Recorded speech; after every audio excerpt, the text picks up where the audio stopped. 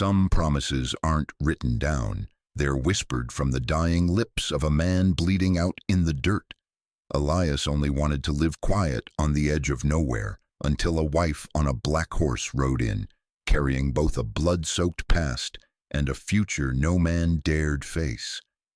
Evening on the edge of Black Mesa always carried the scent of dry earth and wind that slapped the face like an old piece of burlap.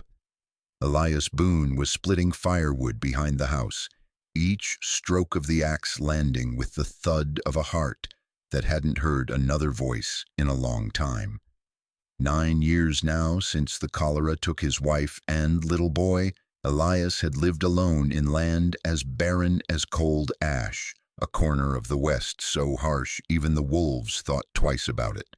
He figured today would be like any other, until he heard the pounding of horse hooves, ragged and desperate, like a drowned man's scream drifting in from far off. Elias let go of the axe, still holding his small knife, and stepped out from under the porch's shadow. The hoofbeats stumbled, then cut off with the heavy crash of a fall. A man lay crumpled beside a lathered stallion, chest heaving, shirt torn open, blood soaking in dark patches like ink spilled across a map. Elias ran to him. The stranger's eyes opened slowly, his breath thin as a thread about to snap. "Boone, is that you?" he rasped. Elias nodded, wary. "Silas McGraw," the man whispered, blood glistening at the corner of his mouth. I've got something I need you to keep." "You been shot?" Elias bent, checking the wound. "No time." Silas gave a wan smile.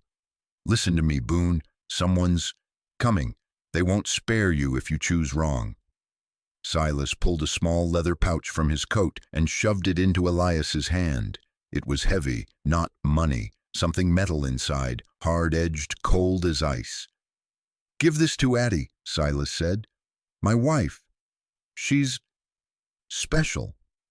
But she's dangerous, too." "Where's Addie?" "Right behind. Maybe an hour. She knows the way." "That woman. What is it about her that's worth dying for?" Elias asked.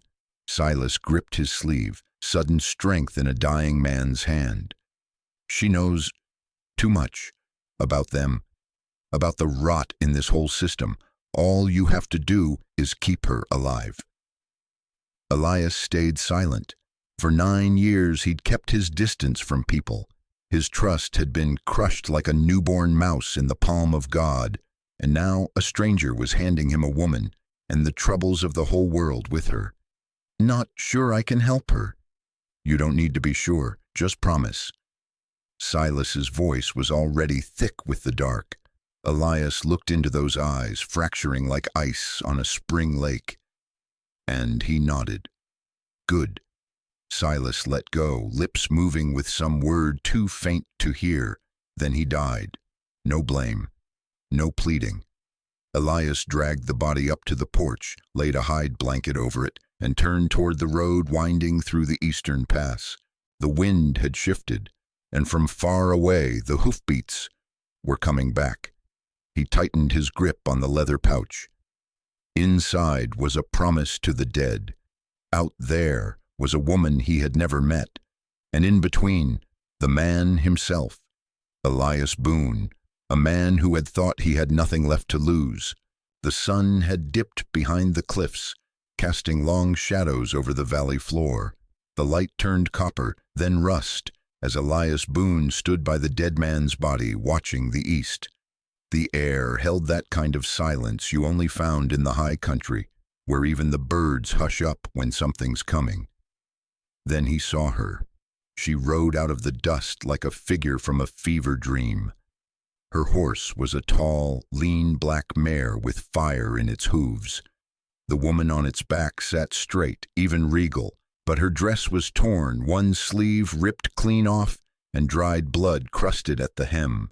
Her dark hair streamed behind her like smoke from a prairie fire, and her eyes, Lord above, those eyes were green and wild and didn't flinch when they landed on him. She reined in hard, boots hitting the dirt before the mare fully stopped. Her voice was calm but cold enough to make his skin pull tight.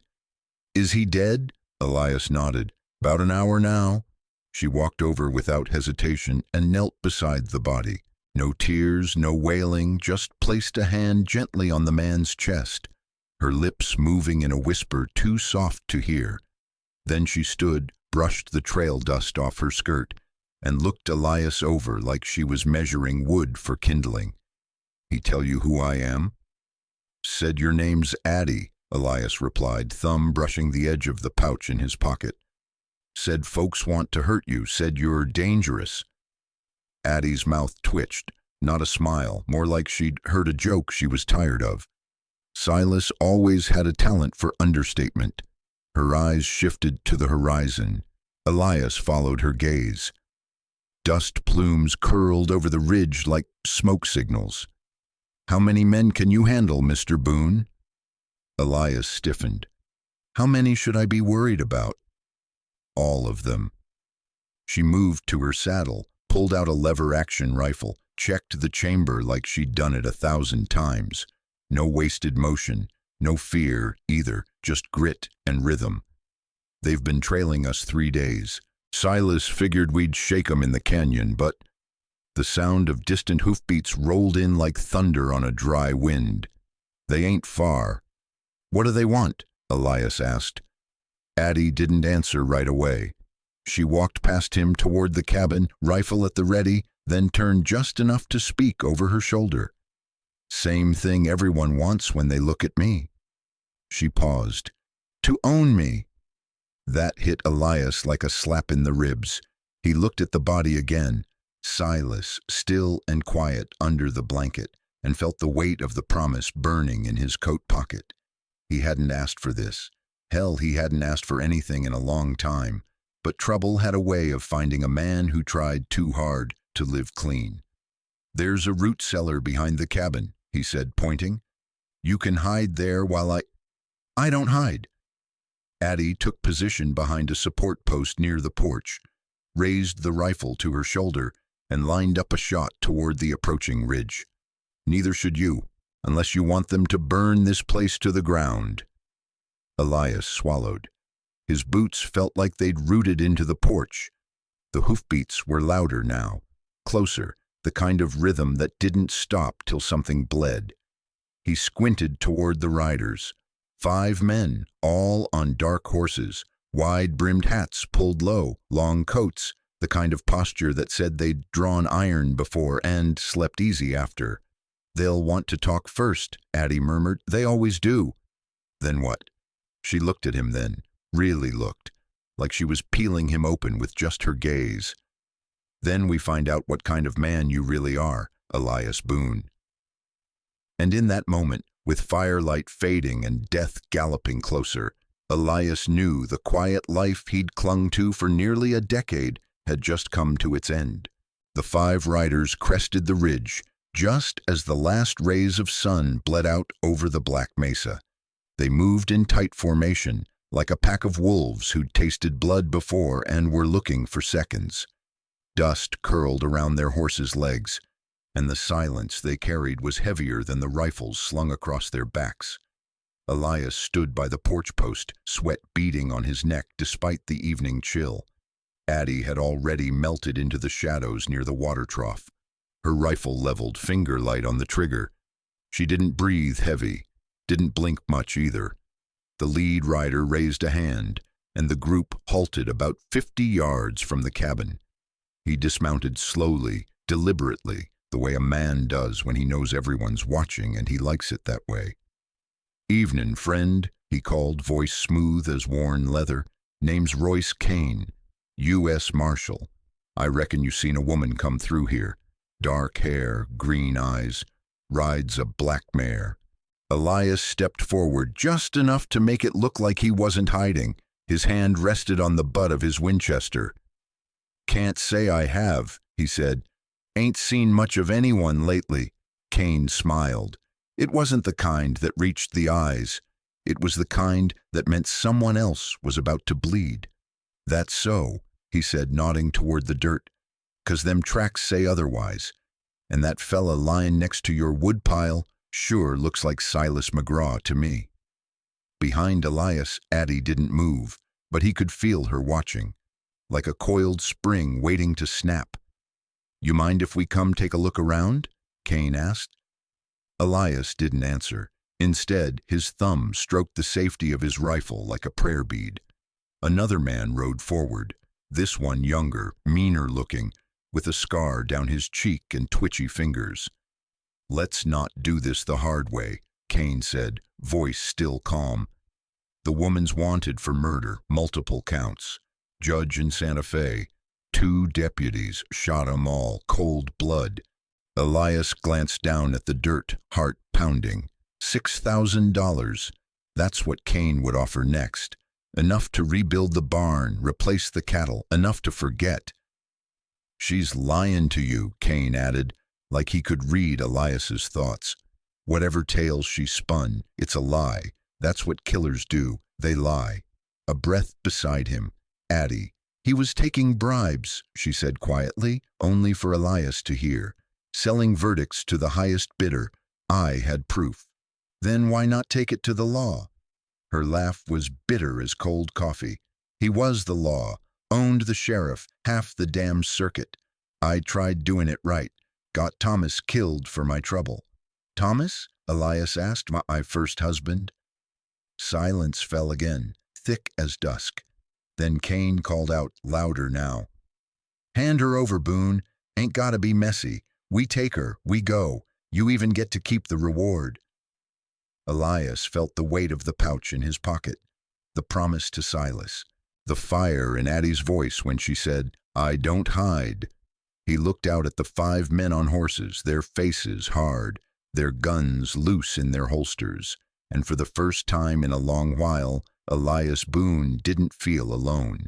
He took a step forward and shouted, "Ain't no woman here. Whoever you're looking for must have kept riding."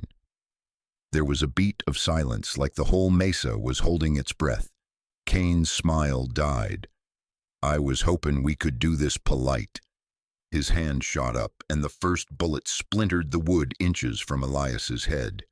Addie's rifle barked once, and the youngest rider screamed, falling sideways off his horse.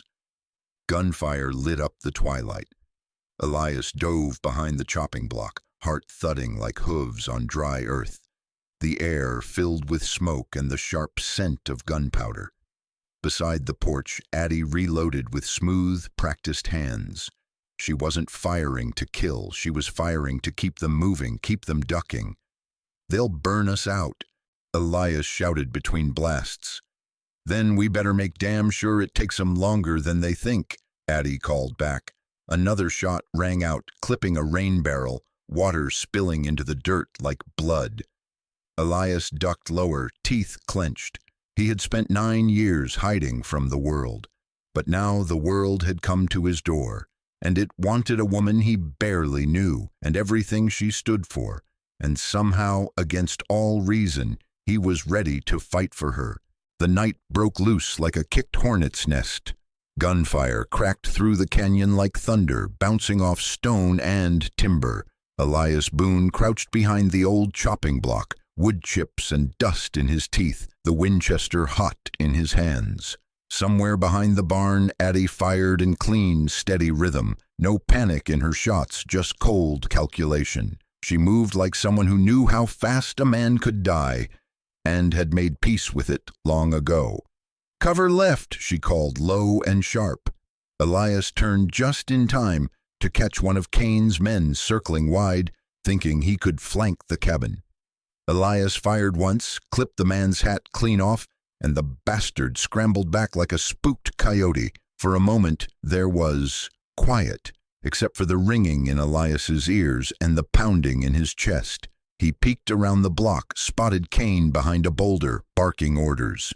2 of the bounty hunters had taken cover near the busted fence line. Another lay face down in the dirt, not moving. Elias wasn't sure if he was dead. He hoped he was. That made one less gun aiming to kill him. "Root cellar," Elias shouted between breaths. "You can hole up there if it gets worse." "I told you, I don't hide," Addie snapped back. A bullet split the trough beside her, spraying water and shards of wood. She didn't flinch. Just rolled, found a new position behind the porch pillar and kept firing. "They'll burn us out," Elias growled. "Then we shoot first," she said. "They ain't here for mercy." And she was right. This wasn't a clean arrest or a bounty gone wrong. This was extermination. They wanted her silenced. No trial, no questions, just smoke and ash. And if Elias got in the way, so be it. Another round screamed past him. He ducked, gasped, checked the chamber of his rifle. Empty. Damn it! He reached for a fresh round when something struck him. A weight, not from the gunfire or fear, but from inside. That pouch, still warm from his body heat, tucked in his jacket. Silas's dying grip had pressed it there like a brand, and in that moment Elias knew whatever was inside that leather was worth this fight. Worth blood, worth fire, worth lying to a marshal with murder in his eyes. "Boone!" Kane's voice tore through the smoke. "Last chance. You hand her over, we let you walk. Hell, you can even keep your damn land. You want to throw your life away for a woman you just met?" Elias stood, slow but sure, rifle back in hand. "She's not here," he shouted. "Whoever you're looking for must have kept riding." A beat, a silence so tight you could strangle on it. Then Kane's voice, flat as a headstone. "Wrong answer." The air exploded again. A bullet tore through the corner post of the porch. Another ripped the brim off Elias's hat. He dropped to the ground, breath ragged, ears ringing. They weren't warning shots anymore. They meant to bury him. From the corner of his eye, he saw Addie move, fluid and fast, rolling toward the shed, firing twice. One of Kane's men howled, dropped his rifle, and clutched a bloody thigh, but there were still 3 left. And Kane, always Kane. Elias crawled toward the trough, grabbed Addie's arm. "We won't last the hour." "We just need 10 more minutes," she said, eyes sharp as cut glass. "For what?" "Silas sent word before he died. There's backup coming." "From where?" "People who know the truth." Elias looked at her, breathing hard. Dust in her hair, blood on her sleeve, and that wild, fierce fire in her eyes. She wasn't just running from something. She was running toward something, toward justice, toward vengeance, toward an end that had taken too long to come. And now he was in it with her. No turning back. Not without breaking a promise. Not without breaking himself. Another shot rang out, close, real close. "Hold the line," Addie said. And Elias Boone, a man who hadn't fought for anything but his own quiet in nearly a decade, nodded and held. The moon had climbed high now, pale and pitiless over the black mesa, watching from above like a judge too tired to speak. Smoke curled over the cabin roof. Somewhere out behind the barn, the chickens were screaming. What was left of them? And the wind carried the bitter stench of burnt oats from the feed shed. Elias reloaded with shaky fingers. His shirt clung to him, wet with sweat and dust and a little blood that wasn't his. Not yet, anyway. Addie crouched by the water trough, scanning the tree line. Her breathing was even, controlled. There was a small nick on her jaw, where a splinter had kissed her skin, but she didn't seem to notice. Her eyes stayed sharp, like she was watching the seconds bleed away, with every step of a boot in dirt. She wasn't firing to kill. Elias saw that now. Every round she let off forced a man to duck, kept them from forming up. It wasn't a shootout, it was a stall, and he finally understood. "You're buying time," he said between gasps. Addie nodded. "Silas sent a message 2 days ago. North Fork, up by Deer Ridge, said if we made it this far, someone had come." Elias let that hang in the air. "Someone who can be trusted?" Addie hesitated. "Better than Kane." That didn't say much, but it was all they had. More gunfire rained down from the east ridge. The porch exploded in splinters. Elias rolled, gritting his teeth as a sliver buried itself in his shoulder. "We won't hold till dawn," he said. "We don't have to." She pointed with the barrel of her rifle. They're getting sloppy, impatient. That means they know help's coming too. Or they're fixing to torch the whole place. Addie's silence was answer enough. A scream tore through the night. One of Cain's men, a younger one, had taken a shot to the calf and was now dragging himself behind a water barrel. Addie had hit him on purpose, Elias realized, not fatal, just enough to slow the others down. "Why don't you aim for their heads?" he asked, not judgmental, just confused. She looked over at him. "Because if we survive this, I still want to sleep someday." Elias stared at her, rifle in hand, heart pounding behind his ribs. In that second, he saw all of her, not just the wild woman who rode in like thunder and shot like she'd been born with a barrel in her hand, but the weight behind her eyes, the years of running, the ghosts. He understood now why Silas called her dangerous, and why he'd loved her anyway. The next volley came harder, faster. A lantern shattered, flames licked at the edge of the hay pile. Elias sprinted for a bucket, but Addie grabbed his arm. "No use," she said. "They're flushing us out." "So what then? We just wait. We fight," she said simply. "And we last 10 more minutes." "Why 10? She cocked her head toward the distance, and he heard it. Hoofbeats, not Cain's men. These were different, heavier, faster, coming from the North Trail. "Friends of yours?" Elias asked, not quite daring hope. Addie's mouth twitched. "They were Silas's, but they know me. That's supposed to make me feel better? Better than dying alone, isn't it?" The hoofbeats grew louder, and Elias caught the first flicker of movement up on the bluff. Men on horses, riding hard, rifles drawn. Cain's men noticed too. "Riders!" one of them shouted. "They're early," Addie whispered, and for the first time, Elias saw something new on her face. Relief. Then her voice dropped to steel again. "But not early enough." Cain stepped out from behind cover, shouting commands, his voice hoarse and furious. His plan was falling apart, and now he'd burn the whole thing down out of spite. A flaming arrow arced from the ridge, hit the edge of the corral. One of Elias's horses squealed and broke loose, kicking through the gate and tearing off into the dark. Elias watched it disappear, jaw clenched. 9 years, he said under his breath. "I built this with my bare hands."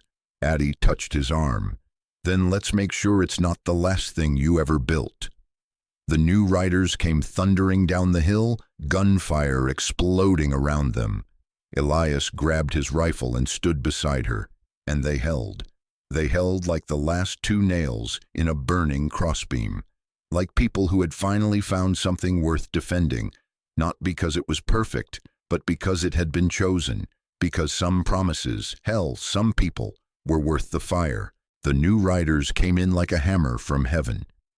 8 of them, maybe more, thundered down the slope with dust flying and pistols cracking.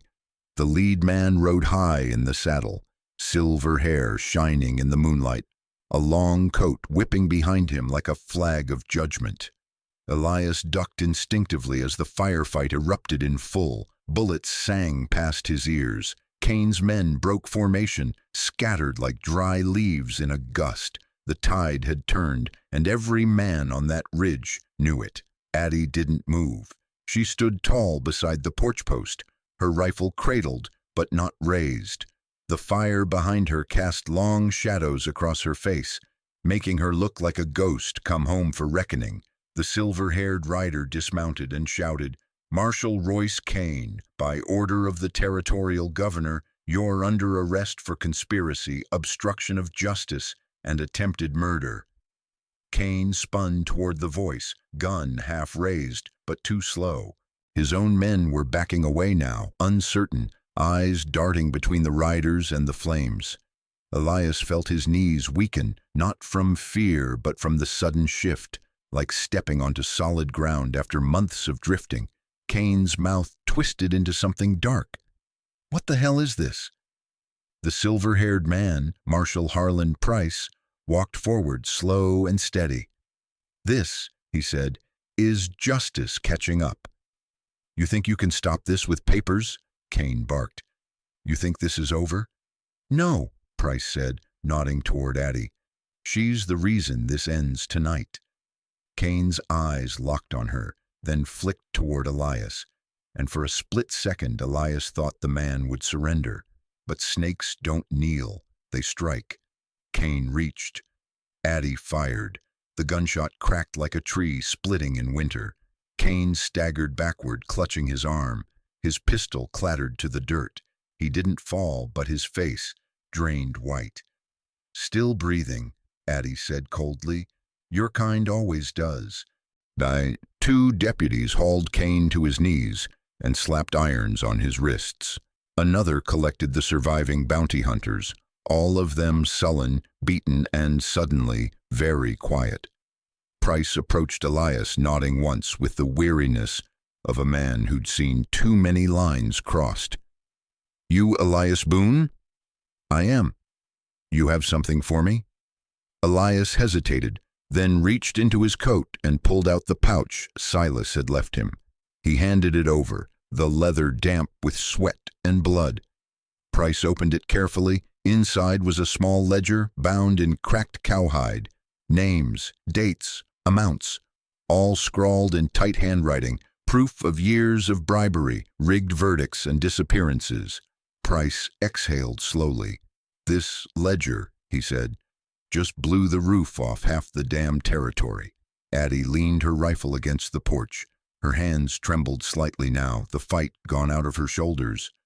What about the charges? She asked. Her voice was calm, but something fragile shimmered beneath it. Dropped, Price said.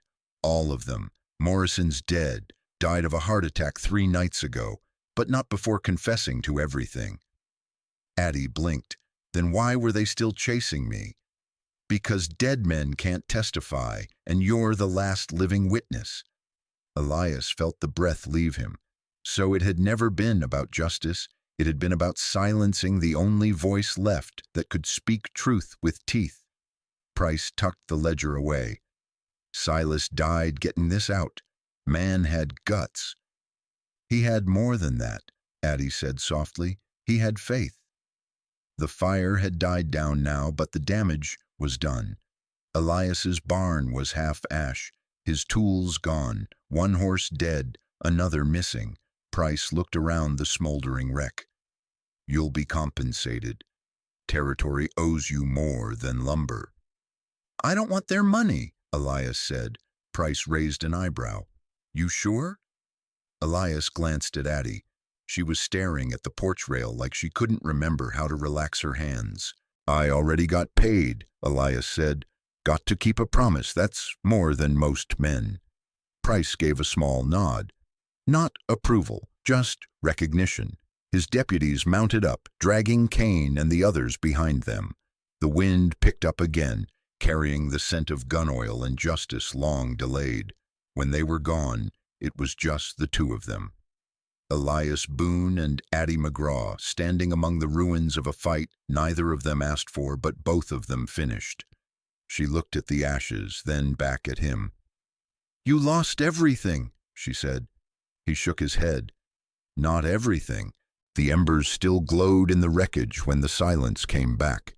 Not the quiet of peace, but that heavy, hollow kind, the kind that comes after gunfire when the smoke hasn't yet cleared and you don't quite believe it's over.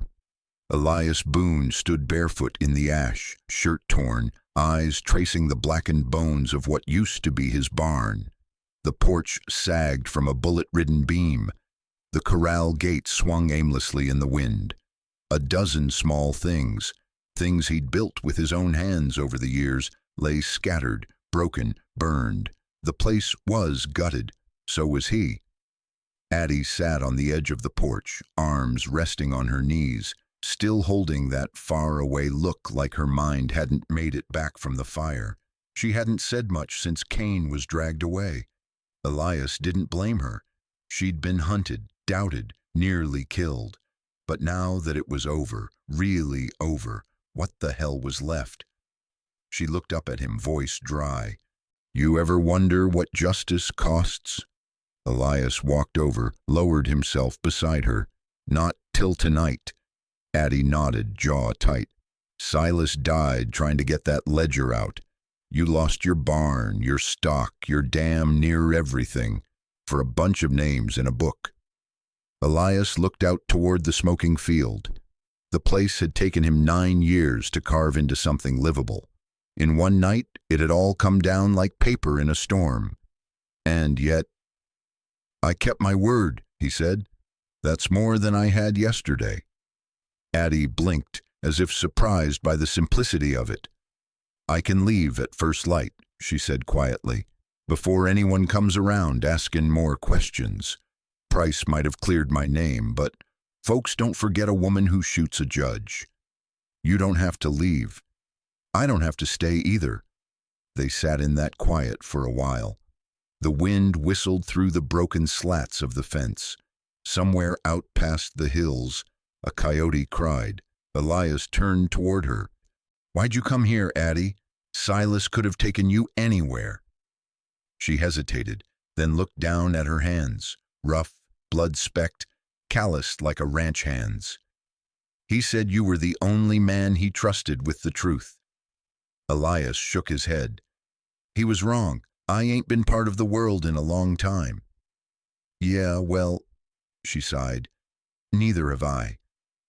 They both looked out toward what used to be a home and was now just a graveyard of effort. Elias felt a weight in his chest. Not grief, not quite, but something close. Something heavier than sorrow, but not as hopeless. "You really would have died fighting for that book?" he asked. Addie looked up, eyes steady. "I already did, just didn't stop breathing." That hit him hard, not because it was dramatic, but because it was true. He knew that feeling, had walked it every day since burying his wife and boy. Some of us die slow while the rest of the world keeps moving. "You said earlier," Elias murmured, "you didn't want their money. But what do you want?" Addie didn't answer right away. She rubbed her palm over the porch rail, eyes tracking the scars left by bullets. "I want quiet, real quiet, the kind that don't come with fear in the dark or boots in the distance." Elias stood. "That's a good thing to want." She looked up. "And you?"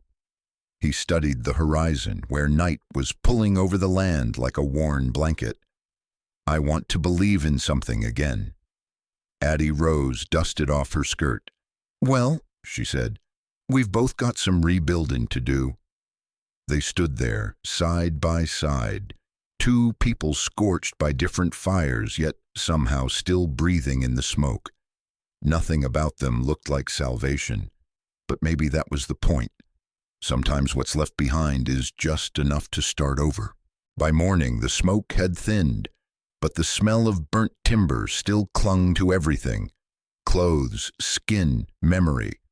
Elias sat on the porch steps, a chipped tin cup of bitter coffee in his hands, watching the wind chase ashes across what used to be his corral. One of the horses had survived, but limped badly. The chickens were gone. The barn was a skeleton. The tools melted into strange, blackened shapes. There were no sounds of life anymore, just the creaking of wind-bent boards and a hawk circling overhead. Behind him, Addie was quiet. She'd barely spoken since sunrise. Elias knew that look she wore, the one that said goodbye before the words did. "You gonna ride out today?" he asked. Addie didn't answer right away. She was standing by the stump where Silas had died. She'd taken the blanket off him at dawn, folded it carefully, and laid it over the saddle of her black mare like it meant something. Finally, she nodded. "I should." "You don't have to. I know." The silence settled between them again, deep and raw. Elias sipped his coffee and watched the steam curl. "You got a place to go?" he asked. "Not one that wants me." He turned to look at her. "Then don't go." She glanced over, a flicker of something passing through her face. Relief, maybe, or fear. "I can't stay, Elias. I'm not made for this." She gestured toward the burnt cabin, the broken fence. "For home, for quiet." "I don't need perfect," he said softly. "Just honest." Addie shook her head, her voice tight. "You don't know what I've done." what I've had to be. I know what you did for Silas, for justice.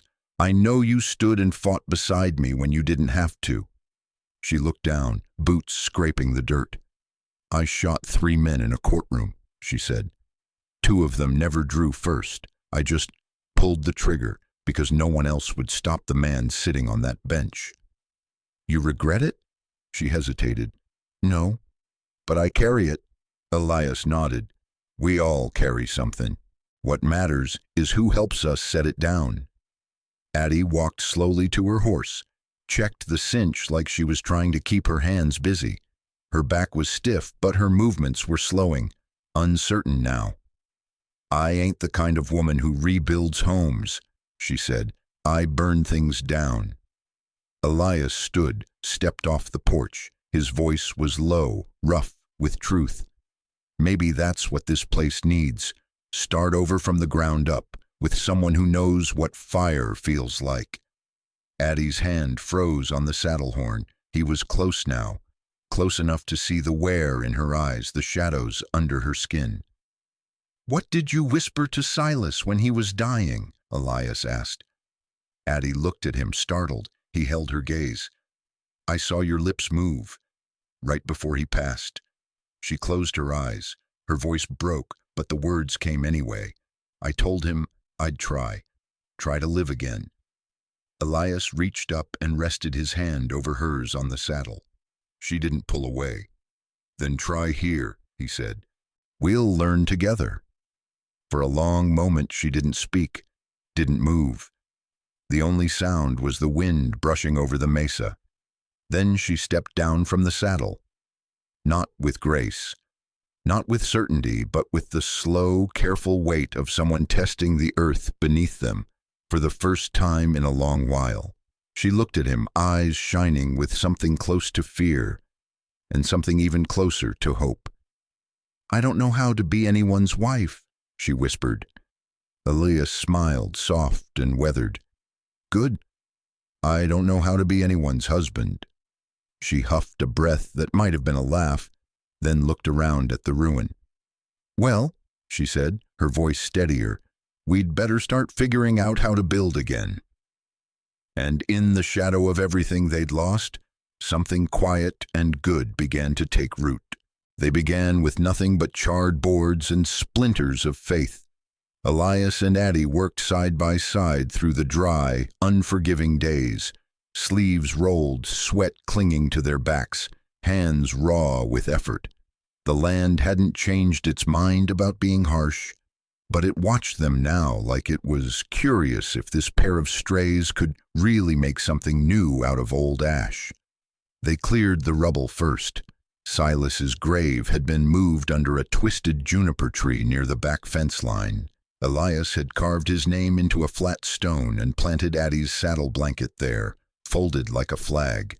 She'd sat beside it for a long time one evening, saying nothing, just watching the wind stir the grass.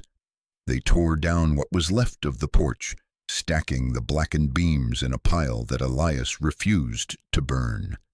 "We'll make fence posts," he said. "Keep something that remembers." Addie didn't argue. She understood the weight of memory. Every morning Elias would rise before the sun and boil coffee while Addie checked the perimeter with a rifle slung over her shoulder. Old habits, deep roots. But she came back every time, a little softer around the eyes, a little less ready to run. One night, as they sat near the small fire behind the half-built wall of what would be the new cabin, Addie passed him a canteen and said, "You ever wonder if we're just building toward the next ruin?" Elias took a long drink, then stared into the flames. "I figure we get to choose what kind of ruin we leave behind." Addie raised a brow. He chuckled softly. "You and me, we're not gonna end up pretty. We're not gonna be statues in town squares. But maybe if we do this right, somebody walks by someday and says, 'Damn, that old place held.'" She smiled at that, not with her mouth, but with her eyes. They built a chicken coop from salvaged planks. It leaned a little, but Addie joked that it matched the way she walked in the morning. They put up a new clothesline between two old mesquites. She started humming while she worked. Nothing sweet, just a low, off-key thing that Elias came to rely on, like sunrise.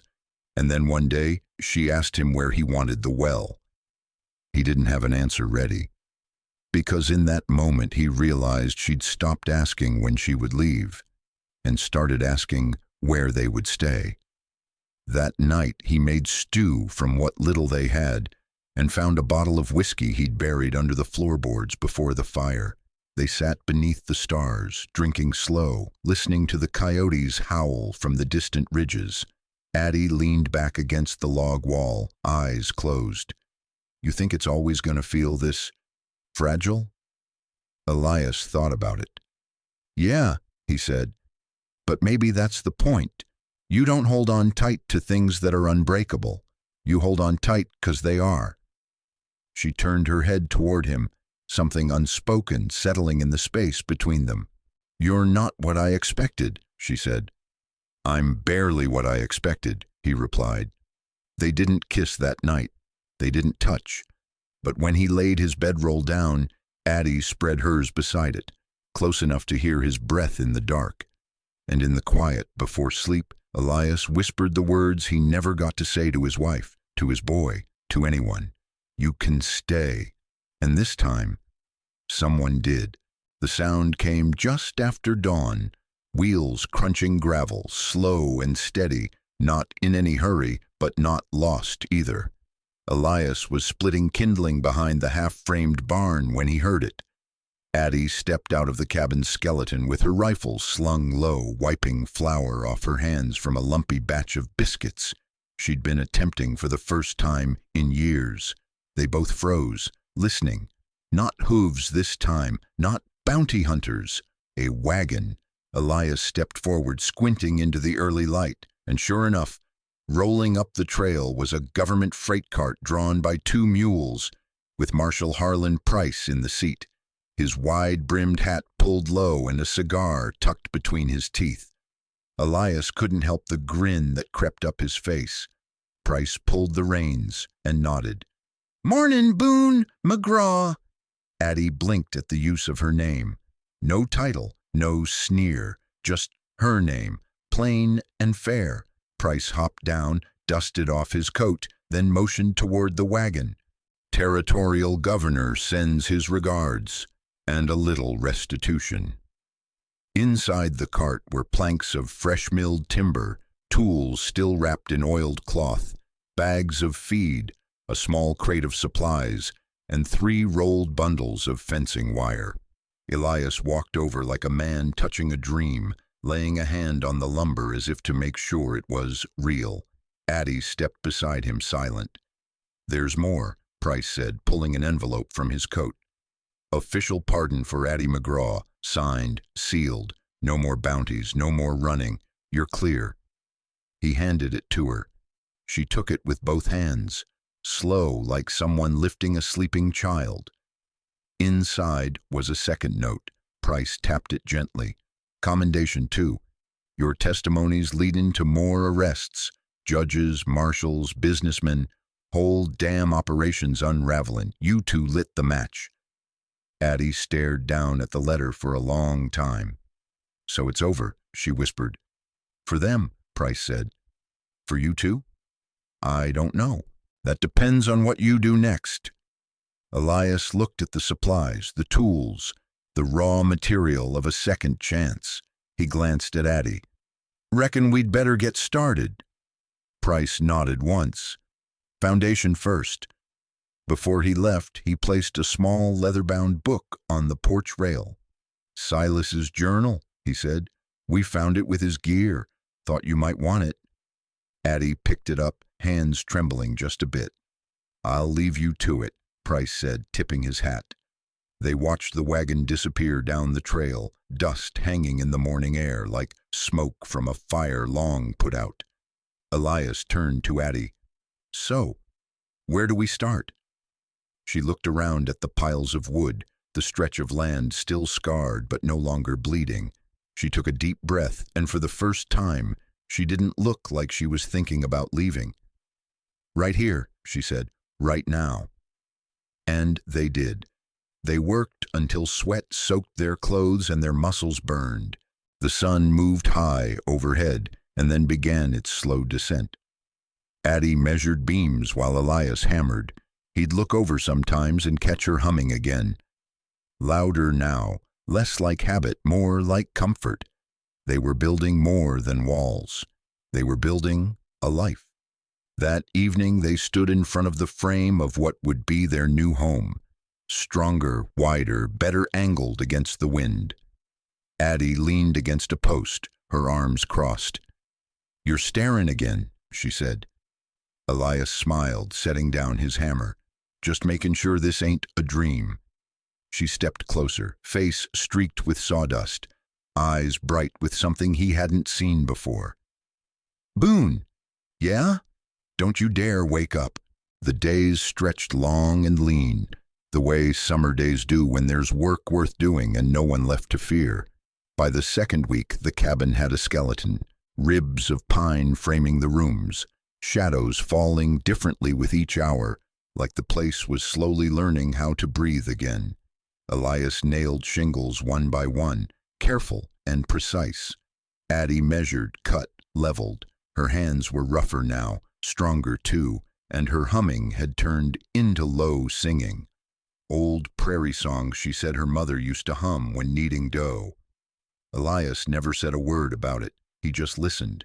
Sometimes quiet was holy. They worked until sundown each day, then cooked what little they had over the fire pit. Addie had taught herself how to make cornbread with lard and cornmeal from the government crate. It wasn't soft, but it was warm, and that was enough. They'd sit under the stars with tin plates on their laps and boots stretched toward the fire, eating like they had all the time in the world. One night, Elias caught himself watching her stir the pot over the fire, light dancing across her cheekbones. He didn't look away fast enough. "You do that a lot," she said, eyes still on the beans. "Do what?" "Watch me like I'm gonna vanish." He poked at the fire. "Old habits." She set the ladle down, wiped her hands on her skirt. "I used to think if I stayed in one place too long, bad things would find me, that I'd rot from the inside out." He looked up at her. "And now? I think maybe it ain't the place. Maybe it was just the people." They ate in silence after that, but it wasn't heavy. It was full, like the quiet after rain when the dirt still holds the sky's memory. Elias noticed things about her more each day, the way she tied her hair back before lifting lumber, the scar on her left forearm from something sharp and long ago, the way she always faced east in the morning like she was listening for something. He never asked. Addie noticed things too, like how Elias always counted nails before he started a job, or how he kept his boots by the door, soles perfectly lined, or how he slept closest to the fire but furthest from the cabin's back wall, as if he was still guarding something invisible. She never asked either. One evening, as the sun slipped low and golden across the scrubland, Elias handed her a carving, rough wood, shaped into a small bird with outstretched wings. She turned it in her hands, brow furrowed. "What's this?" "Used to whittle," he said, wiping his palms on his jeans. "Stopped after my boy passed." She traced the lines with her thumb. "It's beautiful," he shrugged. "It's crooked." "So am I," she said softly. They didn't speak again that night. But when they laid out their bedrolls, Addie placed the bird near her head, close. That was the first night she didn't sleep with her rifle. By the end of the month, the cabin had windows, real glass panes from a general store Price's men hauled in. Addie insisted on a porch wide enough for 2 chairs. Elias added a second clothesline, though she hadn't asked. It just seemed right. Everything they built was imperfect, but every nail they drove was another step away from who they'd been and closer to who they were becoming. The wind that morning carried a stillness that Elias didn't trust. Not the good kind. The kind before a storm, when even the birds hush, like the world is holding its breath. Addie felt it too. She checked her rifle 3 times before breakfast, lips tight, eyes scanning the hills beyond the creek bed. The dog, one of the strays that had wandered in and stayed, lay under the porch, ears twitching toward something unseen.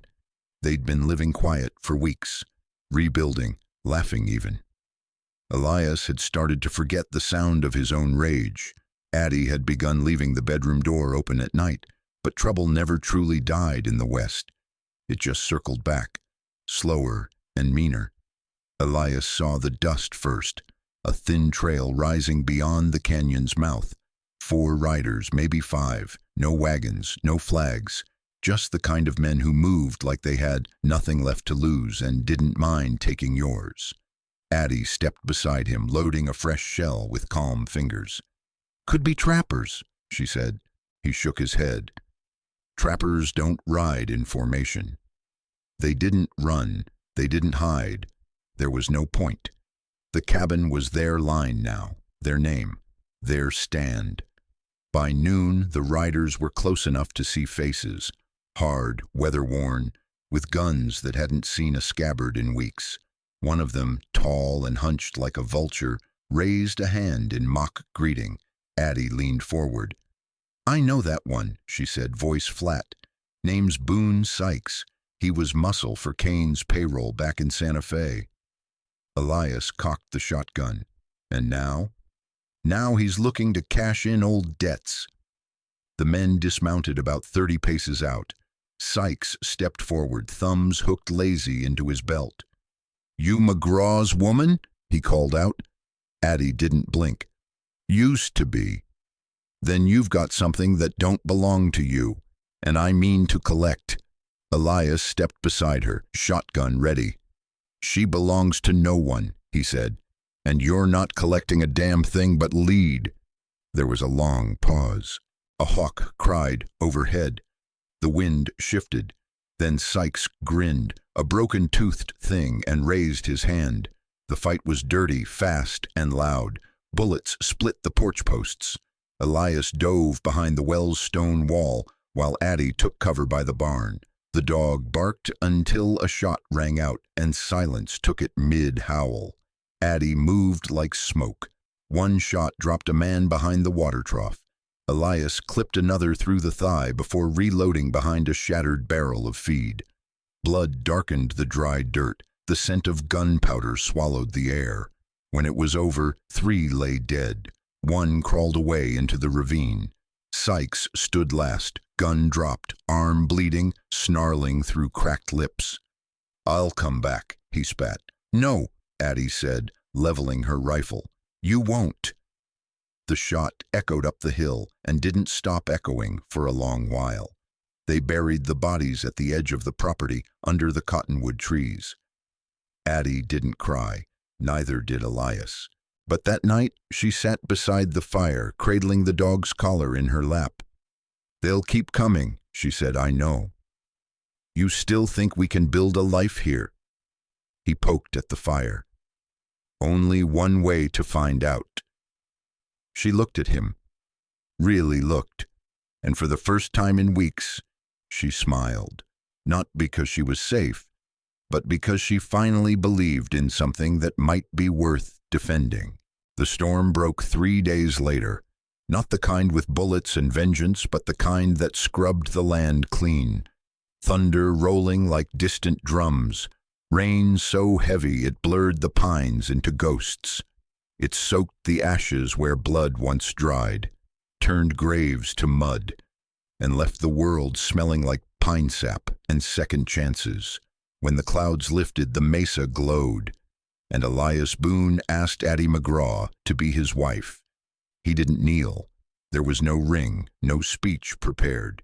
He just stood with his hands dirty from mending the barn roof, heart pounding like a colt against his ribs, and said, "You don't owe me your life. You don't owe me anything. But I'd like to spend whatever years I've got left calling you mine." Addie didn't speak for a long time. She just stared at him, this weathered man with the quiet voice and the steadier soul. Then she nodded once, slow and certain. "All right," she whispered, "but I ain't gonna wear white." Elias chuckled. "You ain't the type." They wed under the cottonwoods, where the fresh graves had settled quiet into the land. No preacher, no guests but the wind and Marshal Harlan Price, who arrived just in time with 2 jugs of whiskey and a grin wide enough to hold the horizon. "Never thought I'd see the day," Price said, handing Elias a flask. "You marrying a McGraw. Hell, the territory's either healing or falling apart." Addie wore a slate-gray dress and her hair down. Elias shaved for the first time in a month. They exchanged vows with dirt under their nails and laughter in their voices. It wasn't grand, but it was honest. And in the West, honesty was rarer than gold. Afterward, Price stayed for coffee and biscuits, then leaned back on the porch and pulled a folded letter from his coat. "Thought I'd bring this myself," he said, handing it to Elias. "It's official. The charges against Addie dropped. Judge Whitmore's signed it. The mess in Santa Fe's being cleaned up." Addie stared at the paper. "So it's done." Price gave her a look.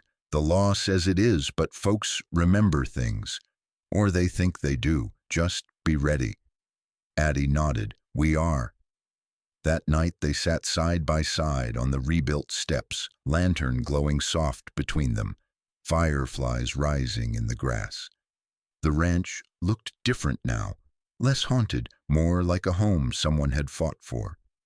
Elias poured 2 glasses of whiskey. "To strange beginnings," he said. Addie lifted hers. "And to endings we survive." He reached over, took her hand.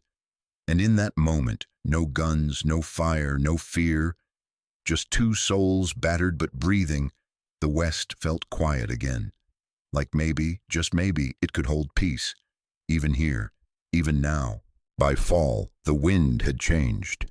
Not the wild, bone-dry gusts of summer that stripped the land bare, but a steadier breeze, cool, edged with cedar smoke and new beginnings. The fields that had once smoldered now showed green shoots. The fence posts stood again, and the main house, though smaller than before, held warmth in its timber and windows that looked east, to the sun rising. Elias Boone stood on the porch one morning, mug in hand, watching the smoke curl from the chimney like a sigh. The dog, an old stray that Addie named Whiskey, snored beside his boots. In the kitchen, she was humming a tune he didn't recognize but liked just the same. 9 months had passed since the day Silas McGraw bled out beneath Elias's oak tree. 9 months since a dying man handed him a wife, and something heavier, a promise, carved from fire and debt. He hadn't known then that love could come on horseback, wearing blood and silence, but it had, and now it stayed. Inside the house, Addie moved like she belonged. Her steps no longer cautious, her voice no longer guarded. She hung curtains she'd sewn herself, kept a ledger for the new cattle Marshal Price helped bring in. And when Elias had a bad night, when dreams dragged him back to the fire, the screams, the ash, she'd sit by the bed, say nothing, just breathe with him until it passed. They never talked much about what they'd lost, but they honored it in the way they rebuilt. The mailbox now bore both their names. A small vegetable patch sprouted out back, and every Saturday they rode down to Denton Hollow together, Elias to trade supplies, Addie to teach a few of the ranchers' kids how to read. "I ain't no schoolmarm," she'd said, grinning. "You ain't," Elias replied, "but you're what they need." And she was. They both were. Scarred, stubborn, stitched together by soil and choice. One evening, as the sky turned to fire and the first chill crept in, Elias pulled the old leather pouch from the drawer, the one Silas had given him. He hadn't opened it since that night. Inside was a folded paper, handwritten names, dates, and one photograph. Addie, younger, with Silas, and another man Elias didn't recognize. She came to stand behind him, laid a hand on his shoulder. "That's Owen," she said softly. "My first husband, Silas's brother." Elias looked up at her. "You were never his to give," he said. Addie nodded. "No, but I think he knew you'd keep your word, and that maybe we'd keep each other." They burned the list that night, let it turn to ash like the house once did. Some ghosts didn't need avenging, just burying. And in the quiet that followed, Elias kissed her hand. "We're not what we were," he murmured. "No," she said. "We're better." The West didn't stop for any man, but sometimes it paused long enough to let the broken heal, the weary rest, and the lonely be loved.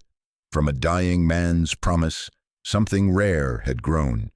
Not just a marriage, but a life, built from ashes. Sometimes the loneliest men carry the heaviest promises, and sometimes, from ashes, a life worth living begins. If this story stirred something in you, let me know with just a number. Drop a 1 if you'd protect a stranger like Elias did. Drop a 0 if you believe second chances are worth fighting for. And if you want more tales of grit, heart, and redemption straight from the Wild West, subscribe and ride with us into the next story. There's always another fire to build, another soul to save.